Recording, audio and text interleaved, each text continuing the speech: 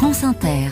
L'histoire du monde, Anthony Bélanger, un homme condamné à mort en Arabie Saoudite, vient d'être sauvé grâce à la mobilisation de toute sa région d'origine en Inde. Oui, et pour le coup, l'expression « il était moins une » prend tout son sens. L'exécution d'Abdul Rahim devait avoir lieu demain à Riyad. Et pour l'empêcher, il fallait réunir près de 4 millions d'euros. Une somme inimaginable pour cet Indien issu d'une famille pauvre de l'état du sud du Kerala. C'est l'urgence de sa situation et une organisation impeccable qui a permis de rassembler cette somme énorme en quelques semaines. Le comité formé pour sauver Abdul Rahim a par exemple mis en place une application pour téléphone portable, couplée à des campagnes sur les réseaux sociaux avec le hashtag Sauver Abdul Rahim. La somme est désormais sur le compte du comité, sera dès aujourd'hui transférée à l'ambassade d'Inde dans le royaume et versée in extremis à la justice saoudienne. Pourquoi cet homme a-t-il été condamné à mort en Arabie Saoudite ? Alors, Abdul Rahim avait été embauché par une famille saoudienne pour prendre soin de leur adolescent gravement handicapé. C'était en 2006, lors d'un transport.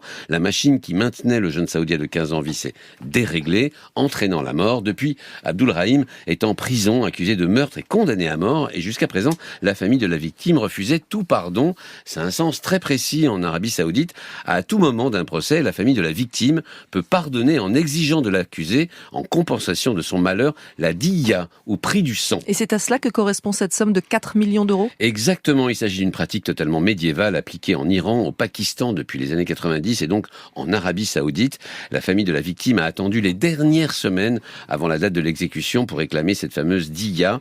De leur côté, les Indiens ont beaucoup manifesté contre cette peine de mort. Elle n'a certes pas été abrogée en Inde, mais y est exceptionnellement appliquée. En Arabie Saoudite, en revanche, 170 personnes ont été exécutées l'année dernière, 140 en 2022. Le royaume est au 3e rang mondial en nombre d'exécutions, après la Chine et l'Iran. Et pour revenir à notre affaire, est-ce que la campagne électorale en Inde a pesé ? Parce qu'on sait que les législatives commencent vendredi. Évidemment, dans le comité pour sauver Abdul Rahim, tous les partis politiques se sont invités pour ne pas être accusés d'insensibilité à l'égard d'un compatriote musulman, y compris les nationalistes hindouistes du BJP, le parti du Premier ministre indien Narendra Modi. Cette solidarité, d'ailleurs, ce que le Premier ministre de cet État, le Kerala, a tenu à souligner dans un communiqué. En sauvant une vie et en séchant les larmes d'une famille, les habitants du Kerala ont montré un exemple de noblesse de cœur. C'est l'affirmation que le Kerala est une forteresse de fraternité et que le communautarisme religieux ne peut détruire. Anthony Bélanger pour l'histoire du monde.